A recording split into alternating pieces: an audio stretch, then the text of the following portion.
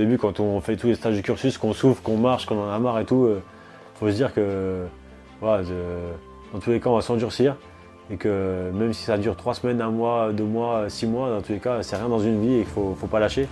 Et qu'au final, une fois que c'est terminé, ça restera les meilleurs souvenirs. Moi, les meilleurs souvenirs que j'ai à l'armée, c'est quand on a souffert avec les collègues, quand on a subi, comme on dit, et qu'il ne faut pas lâcher l'affaire. C'est pas parce qu'on a une épine dans le pied, une ampoule ou n'importe quoi qu'il faut lâcher l'affaire. Faut continuer et dans tous les cas, ça va nous endurcir et on sortira que le meilleur. Bienvenue dans Défense Zone, le podcast qui traite des questions de défense et de sécurité. Cette semaine, nous avons rendez-vous avec Brice, un ancien parachutiste du 8e RPIMA, blessé en Afghanistan et actuellement gardien de la flamme à l'occasion des Jeux Olympiques et Paralympiques de Paris 2024. N'oubliez pas de vous abonner au podcast ainsi qu'à notre magazine papier pour soutenir notre travail et nous vous rappelons que dans le dernier numéro, le numéro 15, nous vous proposons un dossier très complet sur la sécurisation des Jeux Olympiques que vous pourrez retrouver sur notre site internet ou en vous abonnant sur défense-zone.com. Nous vous souhaitons une bonne écoute. Bonjour Brice, est-ce que tu peux te présenter ? Alors bonjour, Brice, 41 ans de Toulouse. Je suis un ancien militaire, actuellement en congé longue durée maladie. Je me suis engagé en février 2005 au 8e RPIMA à Castres jusqu'en 2010 et ensuite j'ai servi au 1er RTP pendant 10 ans jusqu'en 2020. Alors aujourd'hui on te reçoit pour parler plein de choses, notamment ton parcours, mais aussi ce que tu fais aujourd'hui au niveau des Invictus Games, quelque chose qui est passionnant, dont on ne parle pas assez, et puis dans le contexte aussi des JO où tu es gardien de la flamme. Je ne sais pas quand sortira l'épisode, mais je pense qu'on sera encore sur le parcours plus ou moins, donc tu vas pouvoir nous expliquer un peu à quoi ça consiste. Déjà pour revenir, est-ce que tu peux revenir sur un peu ton parcours au 8, comment ça s'est passé, pourquoi tu t'es engagé, qu'est-ce que tu as vécu là-bas ? Ouais. Alors déjà premièrement, je me suis engagé dans l'armée de terre parce que je suis fils de militaire. Mon père a commencé sergent, il a fait l'école d'histoire, il a fait maréchal de logis, en plus il a passé tous les examens pour devenir officier. Il a fini commandant, il fait toujours de la réserve au régiment médical de la Valbonne. Donc moi j'ai toujours voulu faire ce métier et quand je me suis engagé, je voulais vraiment un régiment qui envoie, un régiment où j'allais sortir de ma zone de confort. Donc je voulais le 8e RPIMA et pas un autre régiment. Donc je me suis engagé, je suis arrivé là-bas en février 2005, j'ai fait mes 6 mois de classe, ensuite mes stages de cursus et j'ai fait ma première opération en janvier 2006. On est parti en alerte Guépard, dès la première opération pour intervenir en Côte d'Ivoire. Donc on est parti dans la nuit, arrivé là-bas, on est arrivé au Gabon, ça s'est calmé en Côte d'Ivoire, donc on est resté au Gabon pendant 6 mois. Et pendant cette mission, on est quand même parti aussi en intervention au Tchad, dans la nuit, parce qu'il y avait une tentative de coup d'État sur N'Djamena, donc on est intervenu là-bas pour sécuriser l'aéroport. On est resté une dizaine de jours, ensuite on est revenu au Gabon et on a fait au total 6 mois d'opération au Gabon. J'ai fait un deuxième Gabon et en 2008 par contre je suis parti en Afghanistan et j'étais dans l'embuscade 12 bin avec ma section alerte là-bas et c'est là qu'on a perdu 10 frères d'armes et à partir de ce moment-là j'ai souffert d'un syndrome post-traumatique.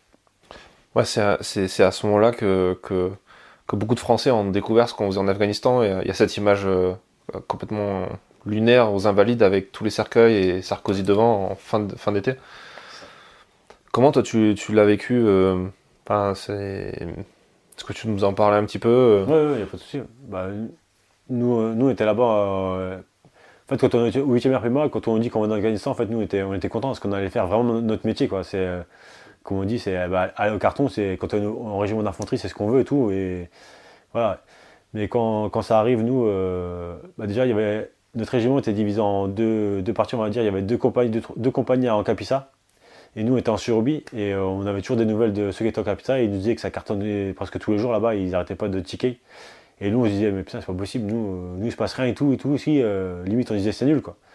Et en fait, du jour au lendemain, on était pris dans une embuscade et c'était l'enfer, quoi. La section était partie là-bas à Ousbin en reconnaissance, nous on était restés sur la FOB de Tora. Et quand on a entendu que ça claquait, c'était en début d'après-midi, on est monté immédiatement dans les VAB, on est parti directement sur zone dans la vallée d'Ousbin. Et arrivé là-bas, c'était l'enfer, que ce soit pour eux et nous derrière, on essayait d'avancer pour aller aider nos camarades qui étaient tombés dans l'embuscade, mais ça tirait de partout, c'était un enfer. Puis il faut pas oublier la chaleur, l'équipement et tout, on n'avait pas l'équipement d'aujourd'hui, donc c'était compliqué et il a fallu attendre la nuit tombée pour pouvoir avancer. Et sans les Américains qui seraient pas venus nous appuyer, je pense sincèrement qu'il y aurait plus de morts que ça. Ouais, en fait t'étais en QRF, du coup t'étais... QRF. Ouais. QRF, on est arrivé là-bas, On a débarqué des VAB, on a essayé de contourner. Parce qu'on arrivait là-bas, en fait, tous les talibés étaient en haut. Et comme on dit, qui prend les hauts prend les bas. Nous, on est arrivé en bas et on a entendu siffler les balles directes, les RPG. On a essayé d'envoyer des milans, mais il y avait des rochers partout, les mecs qui se cachaient derrière. Comme je dis, on ripostait, mais moi j'en ai vu qu'un de taliban. Ils étaient tous cachés derrière des rochers ou je sais pas, parce qu'on les voyait pas. On sentait que ça tirait et on sentait qu'on se faisait commencer à se faire déborder sur notre droite à nous. On a entendu les RPG arriver et tout, donc il a fallu se replier. Et on est reparti dans les VAB et tout, mais on a vraiment de la chance dans notre section de ne pas avoir de blessés par balle physique. Donc on a le temps d'arriver jusque dans les VAB et ensuite on a tombé la tombée de la nuit pour pouvoir s'infiltrer avec l'appui des mortiers de notre section, de notre compagnie, pardon. Parce que nous on arrive avec la QRF plus la section mortier de la compagnie. Et ça a pu calmer un peu les choses au niveau des talibans pour qu'ils se calment. Ça a dû, je pense que quand tu reçois des mortiers, ça calme un peu. Et avec le hadith qui est arrivé, là, ça a calmé tout le monde, même nous, parce que ça fait un bruit d'enfer, quoi. Et voilà, et ensuite, ouais, la nuit tombée, on a commencé à s'infiltrer, à récupérer tout le monde, les blessés, et chercher les morts, quoi. Ouais, c'était particulièrement éprouvant et dur à vivre, en fait.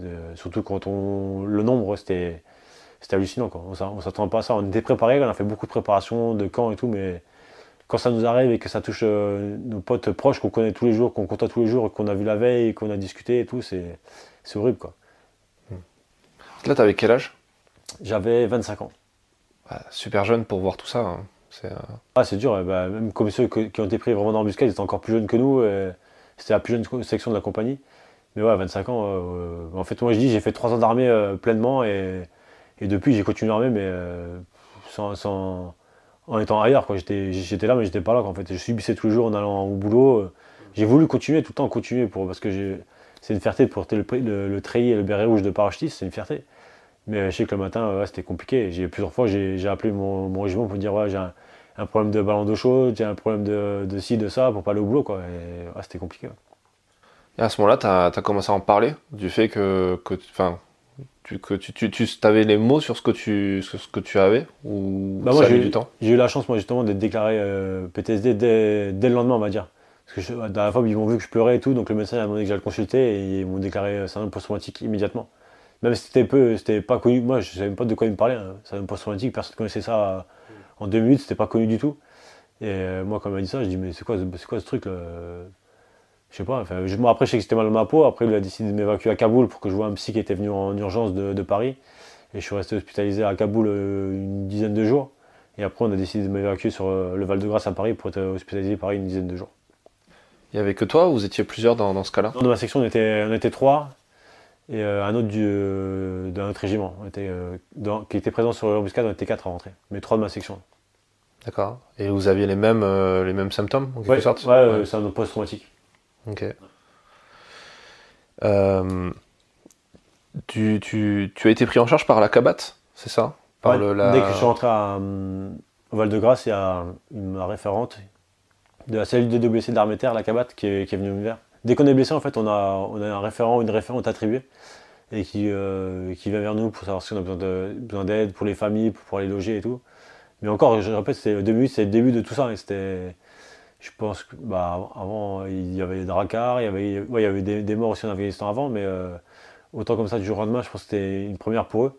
Donc il a fallu qu'ils mettent tout en place et maintenant ça va mieux, mais ouais, je sais qu'on avait des visites d'anciens, des vétérans qui nous offraient des livres, etc. Mais ouais, c'est la CABAT. Moi, c'est surtout la CABAT, je les ai vus tout au long de mon parcours au RTP, j'avais des nouvelles avec eux, mais c'est surtout depuis que je suis en arrêt, depuis 2020, j'ai souvent contact avec eux. Ouais.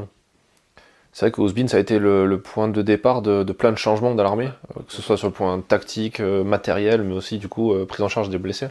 Ouais, ça va, comme tu dis, matériel, nous on arrivait là-bas, on avait encore les Rangers, on avait des musettes, moi il y avait des musettes qui n'étaient pas adaptées, les pare-balles. Les pare-balles, c'était même pas des pare-balles, c'était des pare-éclats, donc c'est super lourd, pas adapté. Voilà, les casques, les gros casques en clévard, ouais, c'était pas. Et malheureusement, il a fallu ça pour qu'on ait d'autres matériels maintenant. Je pense que maintenant, on est bien équipé. Et après, pour la prise en charge, il a fallu ça aussi pour adapter. Je pense qu'il a fallu faire une transformation de la CABAT, réadapter le bureau, etc. Et là, maintenant, ils sont beaucoup plus nombreux. Et voilà, après, ça fait quand même 30 ans que ça existe, la CABAT. C'était l'année dernière, ils fêtaient leurs 30 ans. Mais au début, ils étaient pas beaucoup. Et là, maintenant, ils doivent être plus une vingtaine aux Invalides. Ouais. C'est vrai que Ouzbine a été quand même beaucoup médiatisé aussi. Il y a eu des reportages qui ont parlé du déroulé et qui ont montré aussi les faiblesses tactiques, enfin les erreurs qui ont pu être commises, qu'on voit toujours a posteriori, donc c'est toujours facile. Mais ça aussi, oui, reconsidérer pas mal de choses, notamment la question des blessés. Quel regard toi tu portes sur justement cet événement, de la façon dont il a été médiatisé et dont on en parle? Parce que c'est vrai qu'il y a ceux qui sont encore en service, qui d'ailleurs au 8 encore, certains qui sont au 8 et qui n'en parlent pas, mais parce qu'aussi il y a un devoir de réserve, etc. D'autres qui ont basculé dans le civil, qui ont témoigné. Toi, quel regard tu portes sur ça? Tu penses qu'il faut en parler? Tu penses qu'il faut donner des détails? Qu'il faut Non, des détails, non, parce que c'était violent et ça sert à rien d'en parler. Il faut respecter les familles et nos morts. Mais après, c'est propre à chacun. Je sais qu'il y en a beaucoup qui sont partis dans le civil et qui ont vraiment coupé avec l'armée. D'autres comme tu dis, j'ai des collègues qui sont encore au 8, qui ont fait d'autres opérations. Mais après, faut pas se leurrer aussi. Et quand on voit des choses atroces, moi je sais que j'ai des collègues qui ont un syndrome post-traumatique, mais ils veulent pas le dire. Moi j'en suis certain, je sais pertinemment, je leur ai dit. Mais, mais après, faut pas oublier quoi. L'armée, une fois qu'on n'est plus en poste, ils nous lâchent pas. Quoi. En fait, on a toujours les mains tendues, ils sont là pour nous aider. Et après, comme tu dis, c'était vachement médiatisé. C'est ce qui est difficile pour nous en fait de faire le deuil de cet événement parce que dès qu'il va y avoir un mort au Mali ou n'importe quelle opération, on va toujours parler d'Ouzbine. Et nous, ça va nous remettre dedans à chaque fois. Et c'est compliqué de. C'est très très médiatisé et c'est compliqué parce qu'à chaque fois on va en parler, on va prendre ça comme événement référence et c'est compliqué d'oublier, on va dire. Ouais. Dans le podcast, on a reçu Scoob, un ancien du CPA10 qui a été blessé en Afghan aussi, on l'a accueilli d'ailleurs avec son psychothérapeute pour parler de tout le process qu'il a eu pour essayer de passer à autre chose et notamment de tout ce que ça a apporté tout ce que ça a impliqué dans sa vie de famille. C'est vrai qu'on n'en parle pas beaucoup aussi, mais c'est pas que pour le blessé que c'est dur, c'est aussi pour son entourage. Et c'est vrai qu'il y avait cette question de en parler, pas en parler, et quand tu vois des gens qui ont un syndrome, est-ce qu'ils peuvent être en mesure de prendre sur eux et c'est vrai que c'est compliqué, c'est délicat comme question, quoi. C'est un post-traumatique à partir du moment déjà où dans la vie de famille ça va plus, ça déteint sur la vie de famille, c'est qu'il y a un problème.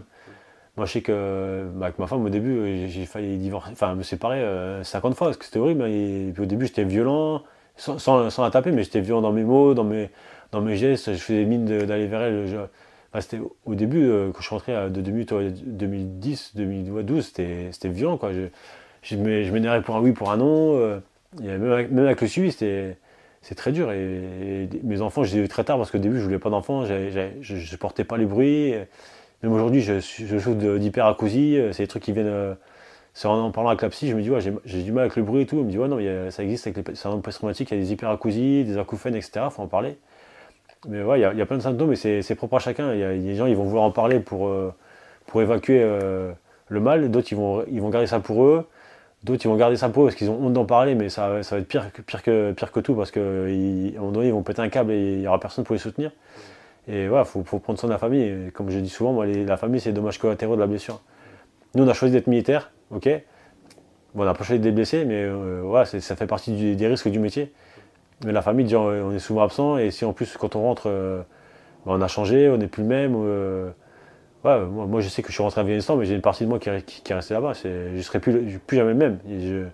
La vie, ok, des fois, on va sourire et tout, mais il y a des soirs, c'est pas la peine, quoi. Ou quand il y a un conflit, quand il y a eu le conflit en Israël, quand il y a le conflit en Ukraine, quand ils ont repris Kaboul, ça, c'est des périodes d'enfer, quoi, pour nous. On ressort plus de chez nous, on regarde les images qu'on ne devrait pas voir.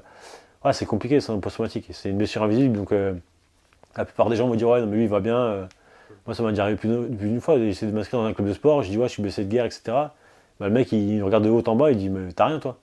Et en fait, je dis, ouais, c'est bon, casse-toi. C'est bon, laisse tomber, ça commence mal. Donc voilà. C'est les blessures invisibles. C'est pour ça que ceux qui peuvent, comme moi ou les autres, en parler, il faut en parler justement pour alerter ceux qui sont pas au courant de ça, qui veulent pas accepter, qui souffrent d'un syndrome post-traumatique. Ça peut détruire des familles et ça peut nous détruire nous-mêmes. Alors, toi, tu l'expliquais dans différentes interviews, passages médias, tu disais que ce qui t'a reconstruit, c'est le sport. Ouais. Et ce qui fait qu'aujourd'hui, tu es très investi là-dedans. En quoi ça t'a aidé concrètement? Qu'est-ce que ça t'a apporté? Bah, moi, à la base, j'ai toujours été sportif. À l'armée, on fait du sport dans toute la préparation et on passe par là, c'est la base.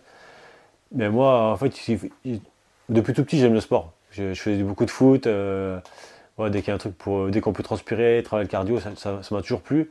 Et moi, je savais qu'il me fallait ça, outre les traitements, je sais qu'il me fallait ça pour me faire sortir de chez moi, revoir du monde.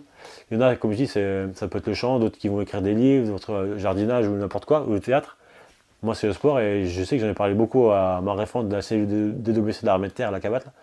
Et c'est elle qui m'a proposé mon premier stage, le RMBS, Rencontre militaire, blessures et sport.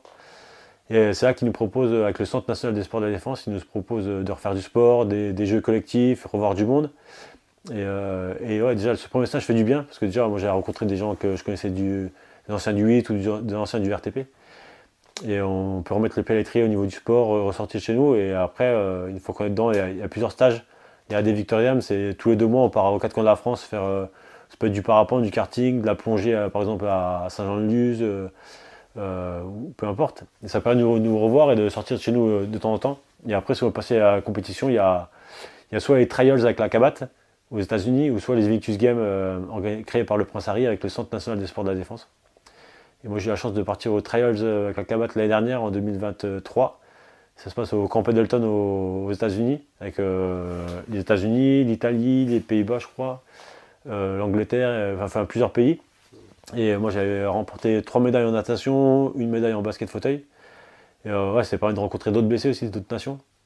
Et après, franchement, il y a un gros gap au-dessus, c'est les Invictus Games. Là, c'est vraiment une grosse compétition créée par le Prince Harry. C'est 21 nations à Düsseldorf l'année dernière en septembre, 21 nations, 500 athlètes. Et ouais, c'est énorme. Et ça permet de revoir du monde. On a vu les Ukrainiens, vous savez d'où ils venaient. Ouais, c'est une bulle d'oxygène. En plus, on peut partir avec nos familles. Moi, j'ai emmené ma femme et mon plus grand fils là, de 7 ans, Léo. Donc ouais, c'est exceptionnel. Ouais. Excellent. Excellent. Il n'y a pas un paradoxe aussi sur le fait que, parce que tu disais qu'on peut avoir des réminiscences ou avoir des problèmes au niveau, quand on entend des bruits, des sons et tout. Le fait d'être dans un grand gymnase qui résonne avec beaucoup de bruit et tout, ça, c'est pas trop dangereux? Justement, tout est prévu aux Invictus Games. Ils donnent pour ceux qui veulent des babs et tout, ou des casques lors des cérémonies et tout. Mais après, je sais pas. Moi, je sais que quand je suis avec mes frères d'armes blessés, en fait, il se passe plus rien. Quand je suis au Centre national des sports de la défense, quand je suis avec eux, je vais être bien pendant une semaine. Il va rien se passer. T'es dans une bulle? Ah ouais, Puis je sais que tous ceux qui sont là, ils sont blessés, donc il n'y a pas de regard, il n'y a pas de. Voilà. Après, s'il y a du bruit, on peut mettre des babs pour s'isoler. Il y a des chambres dans le stade, il y avait des chambres isolées pour être à l'abri du bruit. Il y a des trucs pour se reposer. Il y a des psys. Non, mais tout est prévu. Il y a même en Allemagne, il y avait des chiens pour voir si on voulait aller les caresser, pour s'apaiser et tout. Tout est prévu en fait. Tout est fait pour qu'on n'ait aucun stress. Et puis après, c'est tellement intense entre toutes les épreuves et tout, on court à droite, à gauche que en fait, on n'y pense même plus. Mais non, mais après, tout est prévu pour ceux qui souffrent du bruit ou d'autres choses. Tout est là. D'accord. Ouais. Il y a eu des études qui ont été faites est-ce qu'il y a des scientifiques qui sont posés 2 minutes pour réfléchir à les effets du sport sur le cerveau, sur le fait de, je sais pas, d'être en action, ça te permet de faire reculer ce syndrome ou pas forcément? Moi, j'ai jamais été contacté sur ça. Je sais pas s'il y a des études, mais après, moi, je sais que des fois, personnellement, j'ai pas envie de courir, j'ai pas envie de sortir chez moi, j'ai envie de rien faire et tout. Et je suis en train de m'enfoncer, je sens que ça va mal et tout. Et ma femme me dit, va courir. Je dis non, elle me force au bout de 2-3 fois et j'y vais. Et quand je rentre, je dis putain, ouais, ah merci. Parce que franchement, j'étais en train de partir, de m'effondrer et tout, d'être pas bien moralement, et psychologiquement, c'était pas cool. Et le fait de partir courir une demi-heure, on revient, on évacue, on pense à rien, on voit la nature et tout, on rentre et franchement, j'étais apaisé. Et je dis ouais, merci. Et je dis ouais, n'hésite pas à me forcer parce que c'est tellement facile de rien faire que il faut avoir un boost en fait. Ouais, mettre le corps en mouvement. Ah ouais, c'est ça, ouais. Parce que des fois, en fait, moi, je suis sur le canapé et je sais pas, c'est les jambes coupées en fait. Je peux pas. J'ai envie, mais c'est impossible.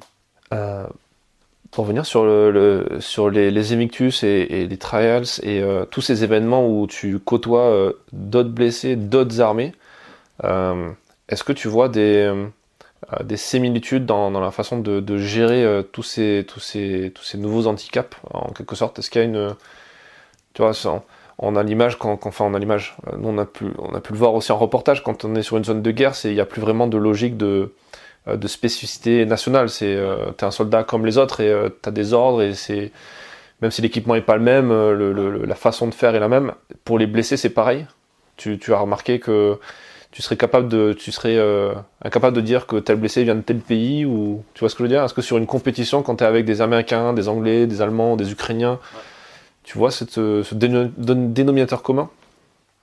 Bah après, au niveau des blessures, nous, comme je dis, nous, la blessure, c'est un gage universel en fait. On voit que dans les yeux, que le mec qui est en face de nous ou la fille qui est en face de nous, elle a souffert, soit dans sa chair ou psychologiquement. Donc, en fait, il y a même plus d'histoire de nation ou quoi. On est tous là, on est tous blessés. Et le handicap, en fait, ça se voit même plus avec le handisport. Les gens qui sont en fauteuil, bah, nous, on est tous en fauteuil. Au volet assis, on est tous par terre. Donc, le mec qui est amputé ou pas amputé, bah, on est tous au même niveau. Et en fait, non, il y a tout est nivelé. Il n'y a plus de barrière de handicap. Il y a plus rien, en fait. Tout est fait pour qu'on oublie le handicap, que ce soit psychique ou physique. Hmm. Ah, c'est intéressant. Quand on voit la situation actuelle, le contexte, tu disais, quand on voit Kaboul qui a été repris, la guerre en Ukraine, la guerre en Israël, enfin Israël-Palestine, quel regard toi tu portes sur ça en ayant été militaire français? Est-ce que ton regard il a changé par rapport à... Alors bien sûr t'as mûri, t'as pris de l'âge, donc forcément t'as dû évoluer sur ça, mais est-ce que ta blessure t'a fait évoluer dans ta façon de voir le monde, les conflits, les relations entre États? Bah après, je me dis que non, forcément, dès qu'il y a des conflits comme ça, il y a des gens qui souffrent. Après, tout à l'heure, tu parlais de Kaboul, bah, forcément pour nous, moi, quand je vois Kaboul repris, bah, ça me fait mal au cœur, quoi. Nous, on était là-bas, on se dit tout ça pour ça. Après, nous, voilà, on nous dit de partir là-bas, on part là-bas, c'est comme ça. Après, en Ukraine, après, c'est. De toute façon, il y aura toujours des guerres, hein, c'est comme ça, il y aura toujours des armées. Nous, en France, on nous dit d'intervenir n'importe où dans le monde, on ira, et c'est comme ça. Après, il y aura toujours des dégâts collatéraux, des enfants qui vont souffrir, des femmes, des hommes. C'est l'horreur de la guerre. Après, c'est comme ça, il y aura toujours des guerres, c'est malheureux à dire, mais voilà, après, peu importe la vie qu'on peut avoir, hein, nous, on n'est pas là pour penser, on est là pour exécuter, et puis voilà. Je te demande ça parce que, tu vois, quand j'écoutais moi, les témoignages notamment des familles, des paras qui étaient sur Ouzbine, il y avait tu vois, cette ambivalence il y en avait certains qui disaient, voilà, mon fils a fait son devoir, il a fait ça pour la France, et d'autres qui étaient pas dans la même logique parce qu'ils étaient encore dans la douleur et tout. Ouais. Et t'as certains blessés aussi qui peuvent être dans le rejet du coup en se disant, tout ça pour ça, ou alors j'ai fait ça, et du coup, t'as de la conséquence pour moi. Ouais. Comment toi tu le perçois, et peut-être les gens que tu côtoies dans ce genre d'événement, ça va globalement vers encore plus de patriotisme, encore plus envie de servir la France? Bah déjà, nous on est fiers d'avoir porté le treillis, d'avoir représenté la France là-bas. Après, quand il y a des tragédies pareilles, déjà, on ne pourra jamais se mettre à la place des familles. C'est sûr que leur douleur, elle est immense, incommensurable, inexplicable. Enfin, inexplicable. On ne peut pas comprendre ce qu'ils ressentent parce que nous, moi je touche du bois, que je n'ai jamais vu ce qu'ils ont vécu. Mais après, moi, ça m'a changé moi dans le regard du monde, c'est sûr. Après, c'est comme propre à chacun. Je disais tout à l'heure, le syndrome post-traumatique, il y en a, ils vont être. Je sais pas. Moi, je sais que dès que je vais voir quelque chose de triste, ça va me peiner. Donc, moi, quand je vois des enfants qui souffrent et tout, c'est forcément quelque chose de douloureux pour moi. Parce que moi, quand je suis allé en Afghanistan, j'avais croisé des enfants, ils me serré la main et tout, et on se dit, qu'est-ce qu'ils sont devenus voilà. Quand on intervient, nous, la France, c'est pour faire la paix, donc pour que les gens puissent vivre heureux. Et quand on voit que c'est pas le cas, c'est compliqué à vivre. Hein. Ce genre d'événement, les Invictus Games, typiquement, il y a cette volonté du coup de... C'est quoi l'objectif premier, les autres objectifs de ce genre d'événement? C'est tourner vraiment que sur les militaires qui participent, ou il y a quand même un message, un peu comme tu vois les JO, on dit il y a un message de paix universel, de vouloir pas réconcilier tout le monde, mais en tout cas de faire historiquement de faire une trêve et de dire ok là on se bat mais au sport et pas avec des armes. Bah non, je pense que le message c'est juste pour montrer qu'il y a des blessés dans le monde entier et que le sport rassemble en fait. Le sport rassemble et que la blessure, on peut dire ça, la blessure rassemble et que on est là pour se reconstruire et que le sport fait du bien. C'est ça le message, je pense que montrer que le sport peut nous faire relever la tête et peut apporter du bonheur à ceux qui souffrent. Et justement montrer aussi à ceux qui n'arrivent pas à faire le premier pas pour tous les différents stages que nous, au niveau en France, de leur montrer que voilà, on peut être en bras, ok, certes, mais on peut arriver à un très très haut niveau. Et même j'ai des collègues qui vont faire les Jeux paralympiques cette année à Paris. Donc on peut partir de la blessure, être au fond du trou et arriver en haut, toucher les étoiles au niveau du sport. Donc s'il y a un message à faire passer, c'est ça, c'est qu'on peut se reconstruire, faut trouver sa passion et qu'il y a beaucoup de choses qui existent. Et là, c'est le sport et qu'il faut en profiter. Ouais. Tu parlais des Jeux paralympiques, il y a les Jeux olympiques aussi vont mettre beaucoup en avant les blessés à travers le parcours de la flamme, où il y a des blessés qui vont courir avec. Toi, tu feras aussi partie des coureurs en étant gardien de la flamme. En quoi ça va consister? Alors, gardien de la flamme, en fait, moi, mon job, entre guillemets, ça va être de veiller à ce que la flamme ne s'éteigne jamais. La journée, on sera derrière le porteur de flamme pour l'aiguiller, pour le rassurer, parce que et pour le faire ralentir ou accélérer. Son parcours durera 200 mètres, donc ça peut être vite. Ça peut passer vite et il peut stresser parce qu'il y aura du monde et c'est un événement majeur, quoi. C'est planétaire, donc voilà, ils peuvent stresser, donc on est là pour les rassurer et veiller sur la flamme. Et ensuite derrière il y aura des mecs avec une lanterne de sécurité avec le feu original qui vient d'Olympie au cas où pour rallumer une torche si elle s'éteint. Et le soir, en fait, on a toujours quelques lanternes allumées avec le feu original d'Olympie toujours. Et on dormira avec elle dans notre chambre, on ira manger avec elle. En aucun cas elle sera sans surveillance. Et notre but en fait c'est d'amener la flamme, je répète, originelle d'Olympie à Paris le 26 juillet. Et également, moi, j'aurai la chance d'être sur le relais paralympique. La flamme vient de Stoke en Angleterre et il faudra l'amener à bon port jusqu'au le 28 août, il me semble, à la cérémonie d'ouverture des Jeux paralympiques. Stylé. Ouais, énorme. C'est clair. Comment tu as eu accès à ça? Qui t'a invité? Comment ça s'est passé? Alors, c'est la cellule d'aide au blessés d'Armeter. C'est le colonel Alexandre qui m'a proposé si j'étais volontaire pour participer en tant que gardien de la flamme paralympique. Je dis ouais, ok, j'ai vu le paralympique, je dis ouais, ça va être cool, mais je savais pas ce que c'était gardien de la flamme. J'ai commencé à m'enseigner et après je suis parti aux Invictus Games, donc j'ai pu penser. Et sur le retour, on m'a dit ouais, bah t'es sélectionné et tout, faut que tu montes à Paris, un amphithéâtre avec Paris 2024. Et je dis ouais, c'est cool. Et puis au fur et à mesure des formations et tout qu'on a eu à Satori, etc., et au test event qu'on a fait à 3 en fin mars, ils ont demandé plus de gardiens de la flamme, donc on m'a basculé également sur le relais de la flamme olympique, donc énorme. Et en plus, on m'a dit que je serais sur la cérémonie d'ouverture, donc énorme quoi. Donc c'est bien la cabate. Et mon dossier, il y a eu une centaine de dossiers dans toute l'armée de terre. C'était sur volontariat, il fallait monter le dossier. La cabate a monté le mien. Et j'étais sélectionné par une centaine de dossiers. On est une dizaine, je crois, du ministère des Armées à être gardien de la flamme. Trop bien. Ouais. Mais je suis le seul blessé, donc c'est un honneur de représenter aussi les blessés des armées. Ouais. C'est génial. Pour les Invictus, comment tu te prépares? C'est quoi le cycle là ça va se passer à Vancouver, c'est ça? Ouais, c'est ça, en février 2025. Bah moi je serai sur la natation, donc je vais m'entraîner. Bah moi je vais carrément voir mon député nord-toulousain, député Monsieur Portarieux, pour lui présenter le projet et tout. Et grâce à lui, j'ai accès à la piscine de l'Ersin à Saint-Alban gratuite. Je peux m'entraîner là-bas.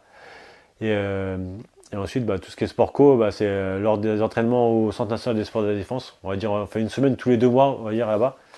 Et on s'entraîne essentiellement sur le sport co. Donc moi, ce sera basket fauteuil et volley assis. Et quand on va là-bas, on va rencontrer des clubs. Donc moi, je sais que l'année dernière, on avait fait des matchs contre l'équipe d'Orléans en rugby fauteuil, en basket fauteuil, pardon. Et là, on va aller faire un match à 3 en basket fauteuil.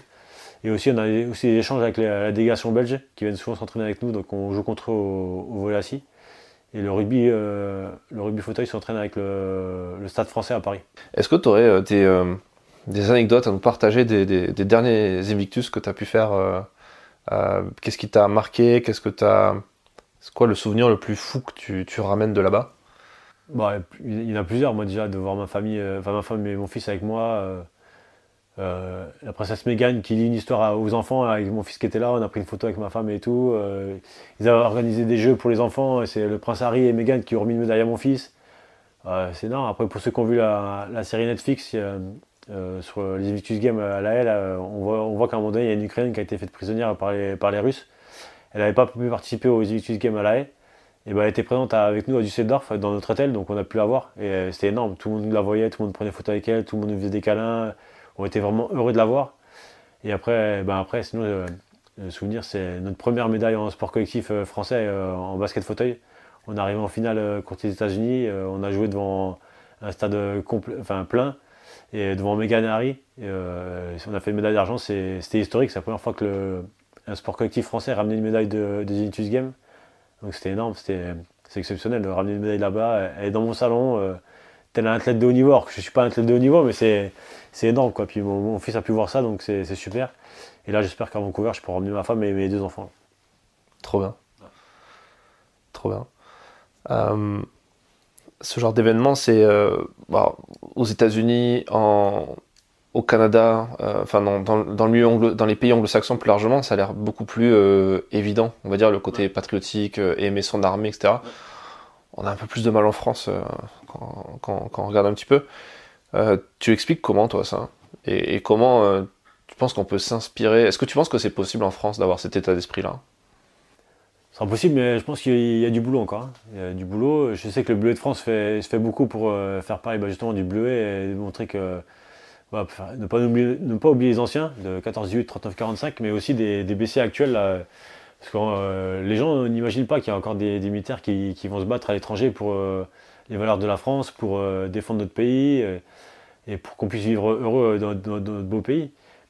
Et ça, malheureusement, là, nous, on n'en parle que le 8 mai, le 14 juillet et le 11 novembre, mais ailleurs, en dehors de ces dates, on ne parle pas beaucoup des armées.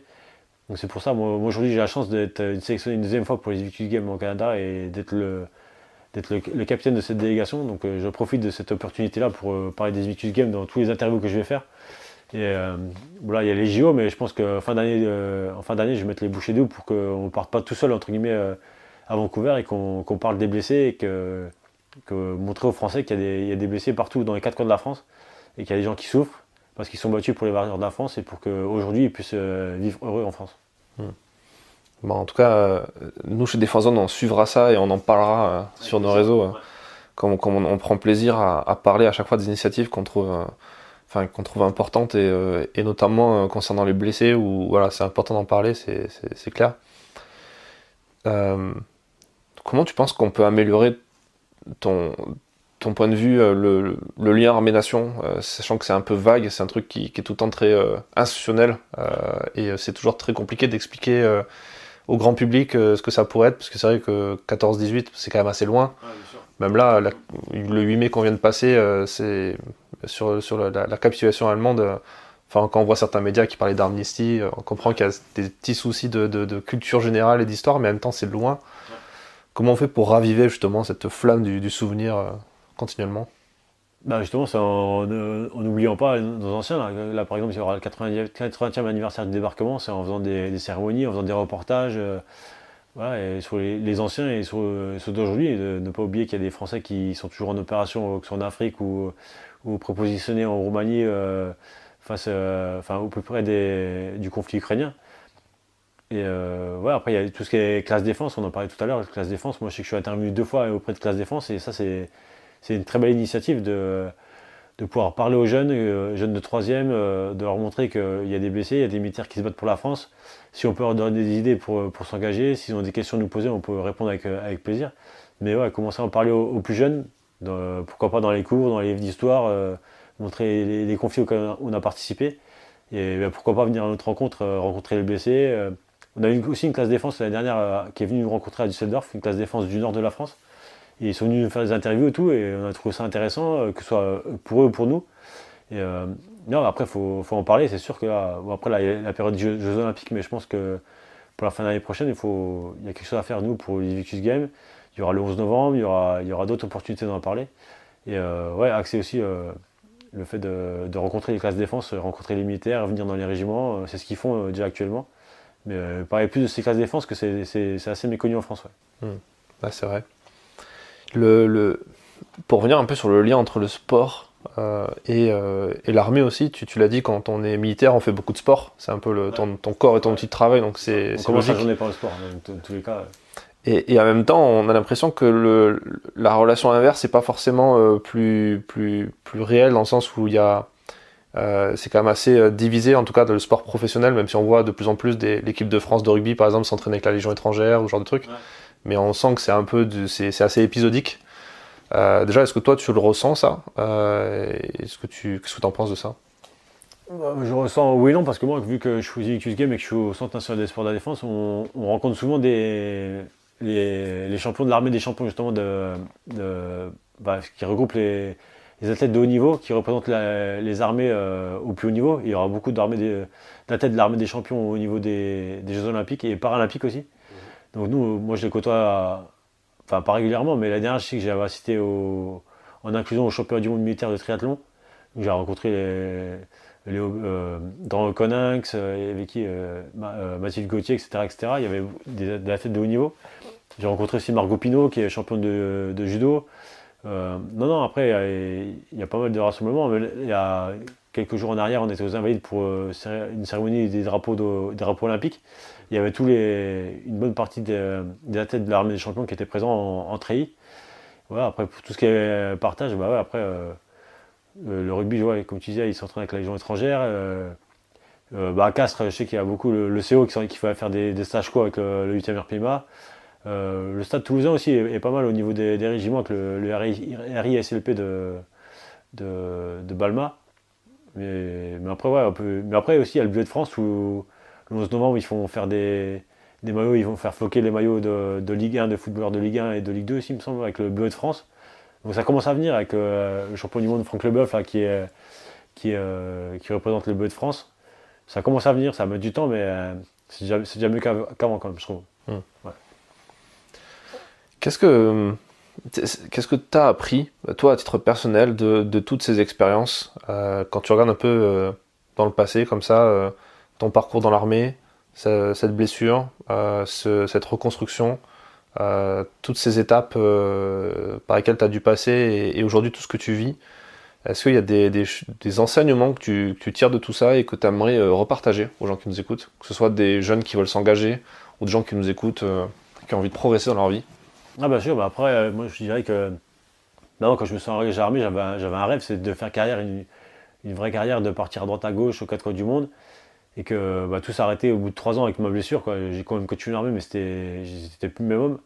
Et c'est-à-dire que même si on a des rêves et qu'à un moment donné on se retrouve à genoux, il y a toujours un itinéraire de délestage pour remonter la pente. Et voilà, moi aujourd'hui j'étais à genoux de 2008 à 2020, parce que j'étais quand même pas bien jusqu'à 2020. Et avec le sport, ça m'a permis d'ouvrir des portes, attraper les mains tendues et de me retrouver à faire des événements exceptionnels. J'ai fait les trials aux États-Unis, je vais faire 2 fois les Invictus Games, l'année dernière j'ai fait 2 étapes du Tour de France, les 30 derniers kilomètres. Là je vais refaire garder la flamme olympique et paralympique. Enfin, en fait, il ne faut jamais baisser les bras. C'est sûr, il y a des hauts, il y a des bas. Quand on est en bas, on peut que remonter, il ne faut jamais lâcher l'affaire. Après, il faut pas rester seul, il faut accepter l'aide de sa famille. Voilà, faut pas oublier que la famille est très importante. Et voilà, ne pas sombrer, de se dire que voilà, si on est en bas, il y aura que forcément des jours meilleurs et ne pas lâcher. Il y a des gens qui viennent te voir, enfin qui viennent te parler sur les réseaux pour te demander conseil, pour te demander de l'aide. Ça t'arrive un peu?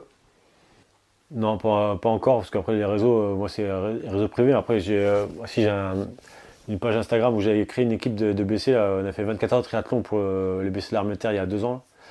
Et non, des conseils, non, pas pour l'instant, mais ça peut arriver si on rencontre des classes de défense ou quoi, après, avec plaisir, ouais. Quelqu'un qui nous écoute, qui traverserait une phase difficile justement liée à l'activité militaire, tu penses qu'il doit faire quoi? Il doit être pris en charge par la CABAT, il doit se renseigner auprès de son régiment? Ça va pas déjà rendre compte et après aller voir le service de santé des armées qui, eux, vont l'aiguiller soit vers un psy ou un spécialiste. Et puis après, s'il doit être blessé, il y aura toujours quelqu'un de la cellule des deux blessés de l'armée de terre ou d'une autre armée. Parce que chaque armée a une cellule d'aide de blessés et qui pourra l'aiguiller et puis voir ce qu'il y a à faire. Mais dans tous les cas, on ne restera jamais seul. Est-ce que tu aurais un dernier conseil à donner? Peut-être un conseil qu'on t'a donné à titre perso? Peut-être même quand tu étais militaire d'active que tu aimerais repartager? Moi, c'est surtout quand j'étais jeune, au début, quand on fait tous les stages du cursus, qu'on souffre, qu'on marche, qu'on en a marre et tout, faut se dire que dans tous les cas, on va s'endurcir et que même si ça dure 3 semaines, 1 mois, 2 mois, 6 mois, dans tous les cas, c'est rien dans une vie et qu'il faut pas lâcher. Et qu'au final, une fois que c'est terminé, ça restera les meilleurs souvenirs. Moi, les meilleurs souvenirs que j'ai à l'armée, c'est quand on a souffert avec les collègues, quand on a subi, comme on dit, et qu'il faut pas lâcher l'affaire. C'est pas parce que on a une épine dans le pied, une ampoule ou n'importe quoi qu'il faut lâcher l'affaire. Faut continuer et dans tous les cas, ça va nous endurcir et on sortira que meilleur. Merci Brice pour ce témoignage et merci à toi, avec plaisir. Cette interview qui était super intéressante. Merci beaucoup. Merci d'avoir écouté cet épisode jusqu'à la fin. S'il vous a plu et que vous voulez soutenir notre travail, abonnez-vous au magazine en vous rendant sur le site défense-zone.com. À très vite pour un prochain épisode du podcast.